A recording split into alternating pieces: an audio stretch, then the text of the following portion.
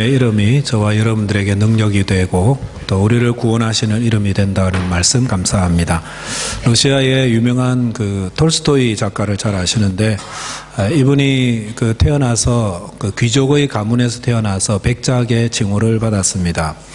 그의 가정은 기독교 집안으로서 주위에서는 그에게 너는 태어날 때부터 그리스도인이다 라고 불러주었습니다. 그런데 그 말이 그에게는 조금도 위안이 되지 못했습니다. 왜냐하면 기독교 집안에 태어났다고 해서 그것이 그의 영혼이 저절로 구원을 받는 것이 아니다라는 것을 잘 알고 있었기 때문입니다. 톨스토이는 어른이 되기까지 구원을 확신하지 못했습니다. 그러니 죄와 절망 속에 있는 자신이 늘 불행하다고 느끼며 살았습니다.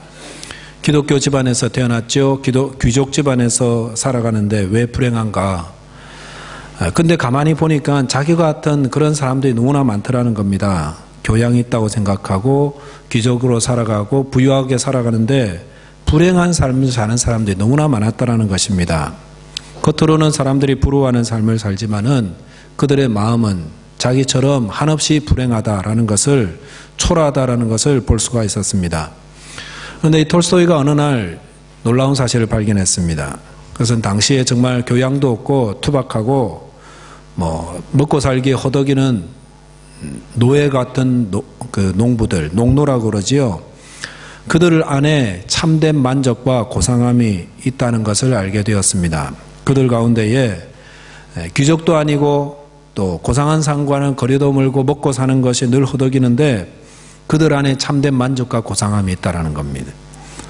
그래서 톨스토이가 그들을 주목하게 되었습니다. 그들 안에 뭐가 있는지를 보게 되었는데 그들 안에 예수를 믿는 신앙이 있었다는 것입니다. 그들 중에는 예수를 믿는 믿음 때문에 자기 삶을 만족하게 여겼다는 것입니다. 그래서 거기서 이 톨스토이가 깨달음을 얻습니다. 자기를 포함한 많은 귀족들의 불행이 어디 있는지도 알게 되었습니다. 예수를 믿지 않았다는 거죠. 태어날 때부터 예수를 믿는 가정이고 또 귀족으로 풍요롭게 살지만 정말로 예수를 믿지 않으니까 죄와 절망의 권세로부터 자유함을 얻지 못하고 여전히 불행하고 절망, 공허, 무가치함 이런 것으로 살아가고 있다는 것입니다. 그래서 그가 진실로 예수를 믿고 난 후에 이런 고백했습니다. 예수를 믿기 시작한 때부터 이전의 즐거움을 훨씬 능가하는 기쁨을 발견하게 되었다. 예수를 믿기 시작할 때 누리는 그 기쁨은 그 전에 누렸던 어떤 기쁨보다 비교할 수 없이 크고 놀라운 것이다라는 것입니다. 이게 예수님이 주시는 기쁨이죠. 그냥 교회 와서 사람들 만나고 그냥 편안하게 살아가고 하는 게 예수를 믿는 기쁨이 아니다라는 것입니다. 예수님이 수고하고 무거운 짐진 자들아 다 내게로 오라 내가 너희를 쉬게 하리라 말씀하셨는데 예수님 주시는 쉼이 무엇입니까? 예수님을 진짜 믿을 때 누리는 쉼이라는 것입니다. 사람들 만나면서 누리는 그런 게 아닙니다. 예수를 믿을 때 주시는 그 귀한 기쁨과 그 쉼이 저와 여러분들에게 있으시기를 바라겠습니다. 오늘 본문 말씀은 바울이 로마 감옥에 갇혀서 빌립보 성도들에게 그들의 믿음을 격려하기 위해 써보낸 편지의 글입니다. 그래서 본문을 통해서는 자족하는 삶에 대한 말씀을 함께 묵상하며 정말로 예수 안에 있는 자족하는 삶에 대해서 함께 배우고 또 그것을 누리며 살아가게 되시기 바라겠습니다. 첫째로 묵상할 말씀은 성도는 절대 만족의 삶을 살아간다는 것입니다. 절대 만족이라는 것은 절대라는 것은 언제 쓰죠? 상황과 형편에 좌우되는 것이 아니라 그런 것과 상관없이 이루어지는 것을 절대라는 말을 붙이죠. 그래서 어떤 형편 상황에도 그 마음의 만족과 감사함을 누리며 살아가는 것을 절대 만족의 삶이라고 합니다. 상황이 좋아지면은 아주 즐거워하다가 형편이 나빠지면 쭉 처져 있는 그런 모습이 아닙니다. 삶의 조건이 어떻게 되든 상관없이 기뻐하고 감사하고 만족이 가득한 것, 이것이 바로 절대 만족의 삶이요. 이것이 바로 예수 안에 살아가는 사람들이 누리는 것입니다. 본문 11절 말씀 보시면은 내가 궁핍함으로 말하는 것이 아니라 어떠한 형편에든지 나는 자족하기를 배웠노니 라고 사도 바울이 이야기합니다. 이 말씀에서 바울은 자기가 궁핍해서 지금 이걸 쓰는 거 아니다라고 이렇게 전제를 붙이고 있습니다. 왜 이런 전제가 붙냐면요. 혹시 자신의 글을 읽고 오해할 사람들을 염두에 두기 때문입니다. 가난한 사람들이 뭐 이야기하면은요, 사람들이 뭐 또 도와달라 그러나 보다. 병든 사람들이 뭐 이야기하면은 저 또 자기 병들었다고 뭐 도와달라 그러나 보다.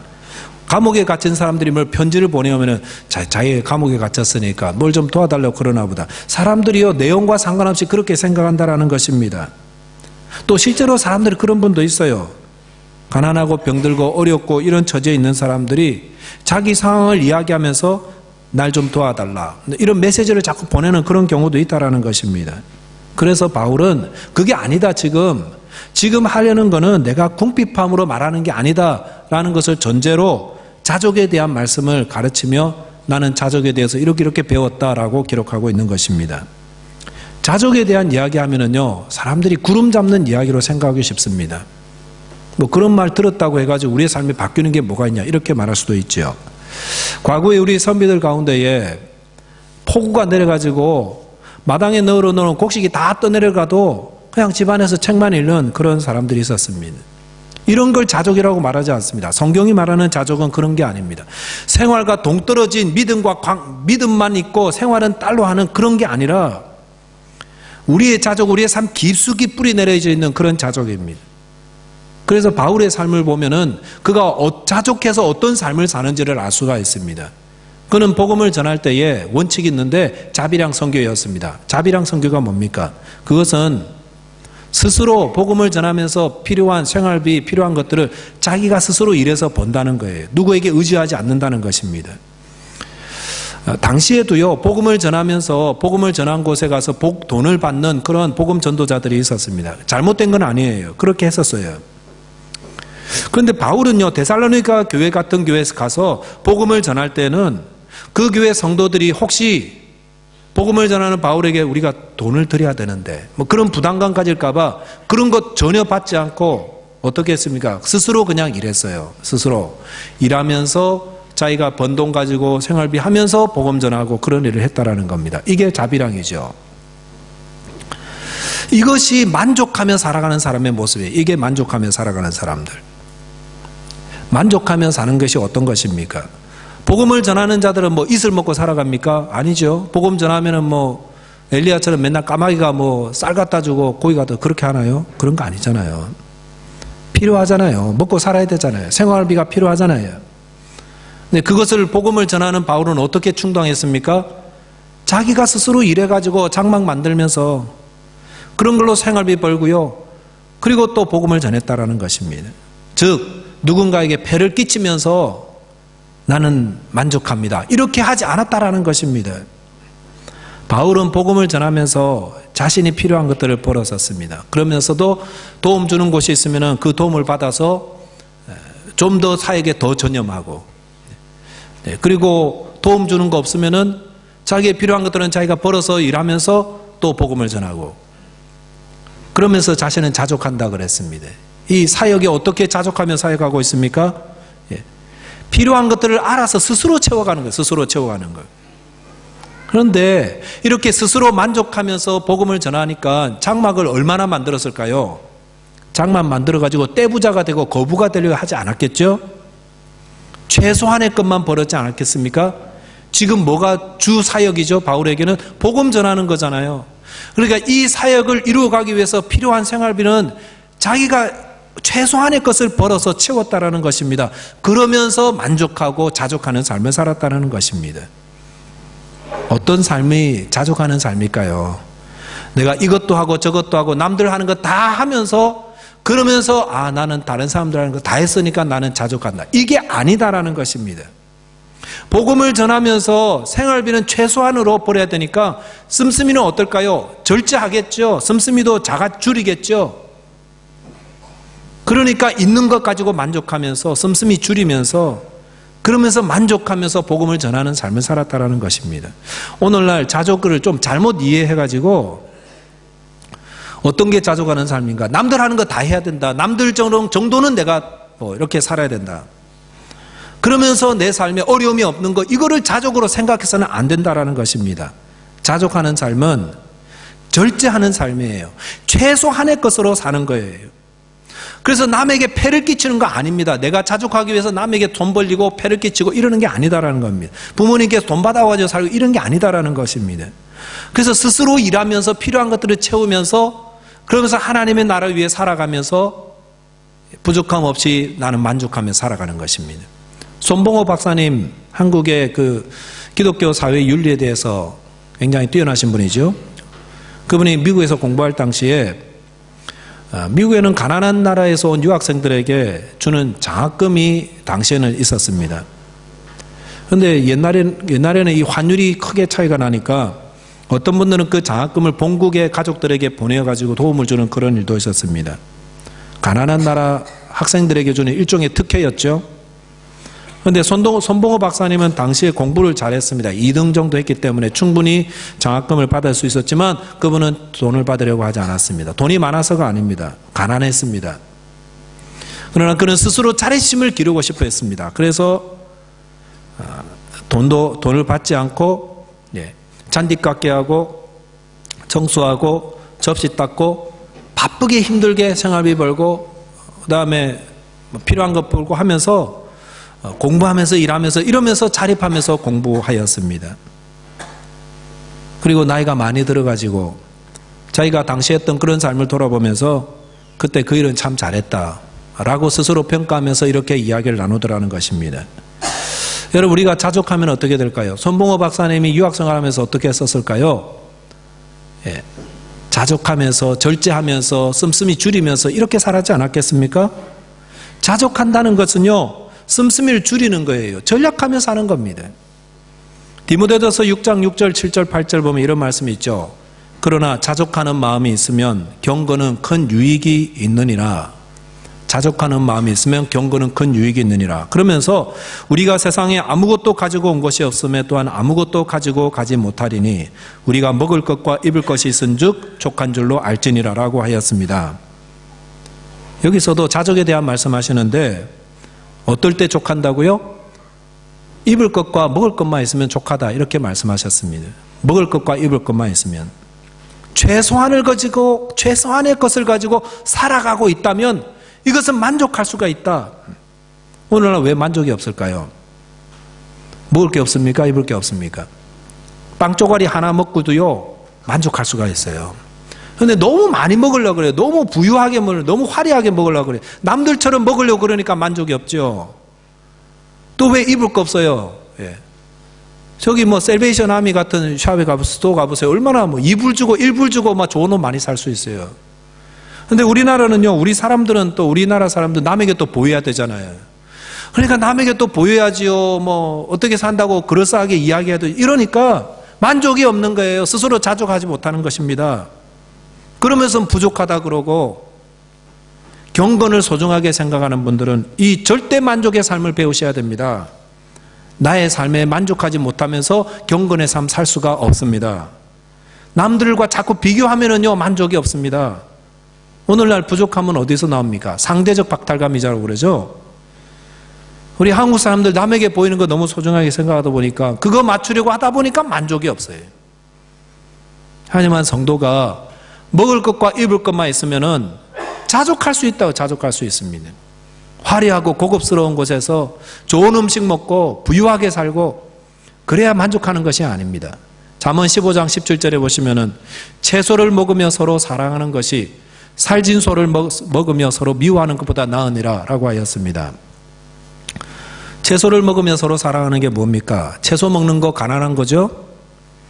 하지만 하나님을 경외하는 성도가 그 가족들과 소박한 밥상 앞에서 서로 격려하며 즐거워하며 행복을 누리는 거, 이거 얼마나 좋은 겁니까? 오늘날 사람들이 왜 고통받죠? 반찬이 적어서 고통받는 게 아닙니다. 비싸고 화려한 음식을 못 먹어서 고통받는 게 아닙니다. 좋은 거 다 가지고 있는데도 고통받고 있어요. 부자 되지 못해서 고통받는 게 아니다라는 것입니다. 우리가 채소만 먹으면서도 서로 아껴주고 사랑할 수 있으면 이게 복된 삶이고 이게 만족하는 삶이 되는 것입니다. 성경은 우리 보고 부하려 하지 말라고 그래요. 부자가 되지 말려고 해라. 돈은 먹고 살 것만 있으면 돼요. 먹고 살 만큼만. 채소만 먹을 정도만 있고 옷을 가릴 정도만 있으면 되고, 요즘은 또 자동차가 있어야 되니까 굴러가기만 하면 되는 거예요. 부자가 되려면은요, 어떻게 됩니까? 돈을 사랑해야 돼요. 돈을 사랑해야 부자가 되는 거예요. 거기에 집착하게 되면은 돈이 우리를 지배해버리는 거예요. 돈이 우상이 되는 것입니다. 삶의 목적이 돈입니까? 회개하시기 바랍니다. 행복의 기준이 돈입니까? 회개하시기 바랍니다. 결코 행복하지 못합니다. 지금이라도 삶의 기준을 바꾸시기 바랍니다. 나의 환경 만족하십시오. 먹을 거 있죠? 여러분 옷 입은 거 보니까요, 여러분 다 행복한 분들이에요. 내게 주신 삶이 어떤 것이든지 절제하면서 씀씀이 줄이면서 살아가면 충분히 감사할 수 있고요, 또 충분히 또 어려운 분들 도우면서 살아갈 수가 있습니다. 하나님이 내게 주신 거 최선의 것입니다. 우리가 이런 사실을 알고 나를 가장 선한 길로 주님 지금 인도하고 계심을 알고 오늘도 주님께 감사하며 만족하는 삶을 살고 경건한 삶을 살아가게 되시기를 주님의 이름으로 축원드리겠습니다. 두 번째 묵상할 말씀은 예수 안에서 성도는 절대 만족을 배워야 됩니다. 예수 안에서 절대 만족 배운다는 겁니다. 절대 만족 어디서 배워요? 예수 안에서 배우는 겁니다. 본문 12절 말씀 보면은 나는 비천에 처할 줄도 알고 풍부에 처할 줄도 알아 모든 일 곧 배부름과 배고픔과 풍부와 궁핍에도 처할 줄 아는 일체의 비결을 배웠노라 라고 하였습니다. 본문 보시니까 자꾸 배운다는 말이 나옵니다. 11절에도 배운다, 12절에도 배운다. 경건은 배우는 겁니다. 경건은 배우는 겁니다. 자족에 대해서 말할 때 바울은 내가 비천에 처할 줄도 배웠고 풍부에 처하는 법도 배웠다라고 하였습니다. 우리가 자족을요, 가난할 때만 필요한 거라고 생각하면 안 됩니다. 부유할 때도 자족을 배우셔야 됩니다. 가난할 때 자족이 어려울까요? 부유할 때 자족이 어려울까요? 부유할 때가 더 어렵습니다. 과거 사람들이 어렵고 힘들 때는 정말 열심히 신앙생활을 했습니다. 그러면서도 늘 만족이 있고 감사가 있었습니다. 미국에서도 마찬가지고 영국도 마찬가지고 다 그렇습니다.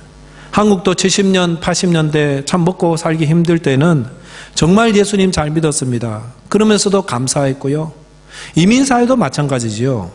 이민 처음 오셔서 집도 없고 차도 없고 직장에서도 힘들고 할 때에 주일날 혹은 토요일날 교회 모여서 예배드리고 봉사하고 이게 유일한 감사였어요. 그러면서도 별로 불만이 없어요. 늘 기뻐하며 감사했어요. 그런데 문제는 부유할 때부터 생겨난다는 겁니다. 생활이 부유해지면서 점점 살기 좋아지고 그러면서 같이 사라지는 게 감사고 만족입니다. 왜 채소를 먹으면서 서로 사랑하는데 불만인 거예요. 왜 우리는 소를 못 먹느냐고, 우리도 스테이크 좀 먹자고, 왜 우리 반찬은 이 모양이고 우리는 왜 이렇게 못 사느냐고. 그때부터 다투고 불평이 나오고 감사가 사라지는 것입니다. 반에서 꼴찌하는 학생은 절대로 자살하지 않습니다. 1등하는 학생들이 자살해요. 그거는 뭐에 대한 부족이죠? 자기가 가진 것에 대해서 만족하지 못하고 자족하지 못해서 그런 거 아니겠습니까? 누가? 그 학생이 아니라 그 학생의 부모가. 자녀가 학교에서 성적표를 가져왔는데 다 100점이고 한 과목이 90점이에요. 그럴 때 여러분 어떻게 말할 것 같습니까? 와, 잘했다. 어떻게 한 과목만 빼고 다 100점이냐? 정말 잘했다. 이렇게 하십니까? 아니면 이게 뭐냐? 다 100점이어야지. 왜 한 과목만 100점 못 받았냐? 혹시 이렇게 하지는 않습니까? 전 과목 100점은 얼마나 어려운 건데, 한 과목 100점 받는 것도 어려운데. 가지지 못한 자의 자족도 참 중요해요. 그렇지만은 가진 자일수록 더 자신의 삶을 감사하고 자족할 수 있어야 됩니다. 그러면 성도는 어떻게 자족할 수 있습니까? 성경에 보니까 이 자족은 배우는 것이라고 했습니다. 11절과 12절 계속 배우라고 했습니다. 어떻게 배워야 합니까? 오늘 본문 보시니까 13절 말씀, 내게 능력 주시는 자 안에서 내가 모든 걸 할 수 있느니라. 이 말씀은 지금 자족에 대한 가르침 주고 계시다가 이 말씀이 딱 나왔어요. 뭡니까? 자족하는 능력 누가 주신다는 겁니까? 주님이 주신다라는 겁니다.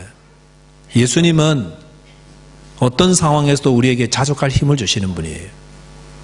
불신자들도 요즘은 자족에 대한 말 많이 합니다. 만족하자, 감사하자. 근데 그분들의 자족과 만족은 포인트가 뭡니까? 마음의 태도를 바꾸자는 겁니다. 물이 딱 있는 컵을 보면서 물이 절반이나 들었네, 물이 절반밖에 안 들었네, 이런 부정적 말고 긍정적으로 보자. 그래서 자꾸 시선을 바꾸고 관점 바꾸죠 그러는데요. 자기를 수련하고 단련시켜서 만족의 삶을 살자는 겁니다. 그러나 그런 것도 필요해요. 그러나 기독교의 자족은 예수 안에서 예수님이 주시는 힘으로 누리는 자족입니다. 즉 예수님을 내 마음에 모시고 그분이 내 주인이 되시고 내 뜻과 내 생각을 주관하시되 그분을 사랑하고 그분과 교제하고 그분께 기도하고 그분의 말씀을 따라서 순종하며 살면서 순간순간 그분이 인도하시는 길을 걸어가다 보면은 만족이 나오는 것입니다. 그래서 그 만족은요 외부에서 주시는 거예요. 우리 안에서 나오는 게 아니다라는 것입니다. 소아시아 7교회들 가운데 제일 가난한 교회가 어디입니까? 라오디게아 교회입니다. 물론 라오디게아 교회는요 세상적으로 볼 때는 제일 부유한 교회였어요. 그런데 주님이 말씀하신 제일 가난한 교회가 이 라오디게아 교회였다고 하였습니다. 그래서 이 교회에 대해서 주님 뭐라고 말씀하냐면은 요한계시록 3장 17절 말씀에 네가 말하기를 나는 부자라 부족한 것이 없도다 하나 네 공고한 것과 가련한 것과 가난한 것과 눈먼 것과 벌거벗은 것을 알지 못하는도다라고 하였습니다. 라오디게아 교회는 그 라오디게아라는 지역이 아주 부유한 곳이기 때문에 성도들도 부유했어요. 그래서 우리 교회는 부유하다. 우리는 건물도 있고 우리는 성교비도 많이 하고 우리는 어려운 교회들 다 도와주고 우리는 너무 부자야 라고 하고 있었지만 주님이 보시기에 제일 가난했어요. 정말 공고하고 가련했어요. 뭐가? 그의 영혼이. 교회를 나오고 신앙생활을 하는데도요 늘 영혼이 부족한 거예요. 비참한 거예요. 바람만 한번 휙 불고 환경만 한번 휙 불고 주식 떨어지고 직장 흔들리고 그러면은 막 그때부터 요동하는 거예요. 정말 가련한 자들이었어요. 영혼이 가련해요. 불쌍한 자들이었어요. 더구나 그들은 눈이 먼 자들이었어요. 영적으로 보지 못하는 거예요. 말씀을 모르니까 순종하지 않으니까 어떻게 영적으로 봐요. 벌거벗었어요. 구원받지 못했다는 거예요. 흰옷을 입지 못한 거예요. 예수도 믿지 않으면서 그냥 교회 생활을 하는 거예요. 교회 생활만. 제일 불쌍한 사람들이 돈 많고 예수 안 믿으면서 교회 다니는 사람. 그런 자들요 겉으로는 좋아 보이죠. 그래서 속은 텅 비어 있어요. 공허하기 그지없는 거예요. 그런데 주님 너무 감사하죠. 그런 사람들도 버리지 않으시고 불쌍히 계셔서 말씀하시잖아요. 여러분 혹시 교회 다니시면서도요 내가 이러려고 예수 믿었나? 내가 왜 여기 있나? 이런 생각이 드신다면요 자신이 라오디게아 교회 성도일 가능성이 매우 큰 것입니다. 그런 자들에게 주님 제시하는 처방전이 뭡니까? 회개하라. 회개하라. 그리고 요한계시록 3장 20절 우리 잘 아는 말씀이죠. 볼지어다 내가 문 밖에 서서 두드리노니 누구든지 내 음성을 듣고 문을 열면 내가 그에게로 들어가 그와 더불어 먹고 그는 나로 더불어 먹으리라. 주님이 우리 마음 문 밖에서 계속해서 두드리고 계셨어요. 지금까지 계속해서 두드리고 계세요. 왜 그렇게 공허하게 사냐? 왜 그렇게 힘들게 사냐? 네가 주인이 되지 말고 문을 열어 마음의 문 열고 나를 주인으로 모셔드려라. 그리고 주님을 인도함을 받고 주님과 먹고 마시라 묻고 마시라 뭐 하라는 말 아니에요. 예수 믿는 거는요 주님 안에서 교제예요. 주님 안에서 늘 주님과 교제하며 주의 말씀을 따르고 주님께 순종하고 주님 주시는 은혜인 줄 알고 기뻐하고 감사하고 그러다 보면은 충만한 삶이 되는 것이 아니라 만족하는 삶이 되는 겁니다. 주님께서 우리가 만족하지 못하고 살면은요 우리의 영이 병들어가고 우리가 불쌍하다는 사실을 잘 아십니다. 그래도 우리를 떠나지 않으시고요 우리 안에 오세요. 우리가 주님을 찾기를 자꾸 지금 두드리고 계세요. 탕탕탕탕탕 두드리고 계속해서 마음 두드리시되 여러분 주님께 마음을 여십시오. 언제? 여러분 혼자 있는 시간에 주님께 기도하십시오. 주님 제가 잘 몰랐는데 주님을 내 주인으로 모시고 저를 도와달라고. 이 상황에서 좀 깨뜨리고 나갈 수 있게 해달라고. 이 공허한 삶은 끝이고 주님을 위해서 충만한 삶, 만족하는 삶을 살게 해달라고. 여러분 혼자 있는 시간에 좀 기도하시기 바랍니다. 그럴 때 우리 주님 도와주십니다. 저와 여러분께서 예수를 믿고 예수 안에서 절대 만족의 삶을 통하여서 경건의 삶을 살아 하나님께 영광 돌리고 여러분과 저의 삶이 복되시기를 주님의 이름으로 축원드리겠습니다. 네, 기도하겠습니다. 하나님 아버지 감사합니다. 예수 그리스도께서 이 비천한 자들에게 오셔서 성령을 통해서 말씀하시고 깨우치시고 우리의 생각과 우리의 마음을 바꿔주시고 우리의 삶이 주님으로 인해서 복되고 아름답게 하여 주심을 감사합니다. 날마다 주시는 기쁨과 주님 주시는 그 사랑으로 인하여서 주님 저희 삶이 어떠할까 할지라도 불안해하지 말고 두려워하지 말게 하여 주옵소서. 주님 만족보다는 불만과 불평과 공허가 가득한 분들 계십니까? 이 시간 주님 그의 마음을 찾아가 주심을 감사합니다. 더 강권적으로 두들겨 주십시오. 그래서 주님 우리에게 문을 열어서 주님을 모셔드리고 주님께 내 어려움 사정을 말씀드리고 주님이 나를 도와달라고 기도하게 하시고 주님 그 기도에 응답하여 주셔서 주님으로부터 누리는 귀한 평강과 기쁨과 만족이 충만한 주의 성도들 되게 하여 주시옵소서. 우리 주님 예수 그리스도 이름으로 기도하옵나이다. 아멘.